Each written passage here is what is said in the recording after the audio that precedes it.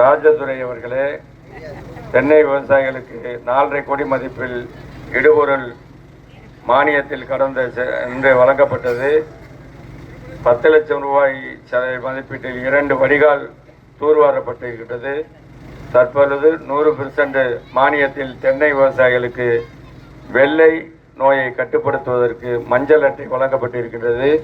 இந்த ஆண்டு 2 நபர்களுக்கு ரொட்டேட்டர் கருவி வழங்கப்பட்டிருக்கின்றது மானியத்தில் என்பதை தெரிவித்திருக்கின்றார்கள். நிச்சயமாக அந்த ஆண்டிகாடு கிராமத்திற்கு நான் கடமைப்பட்டவனாகும்.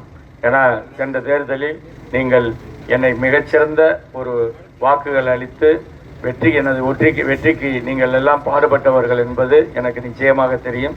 நீங்கள் ஒற்றுமையாக இருந்து இந்த ஆண்டிகாடு கிராமத்தில் நீங்கள் அதிக வாக்குகளை திராவிட முன்னேற்ற கழகத்தினுடைய உதயசூரியன் சின்னத்திற்கு நீங்கள் அளிக்க வேண்டும் என்று கேட்டுக்கொள்கின்றேன். நமது தமிழக முதலமைச்சரை பொறுத்தவரை மிகச்சிறந்த 5 ஆண்டுகளில் ஒரு ஆட்சியை தந்திருக்கின்றார்.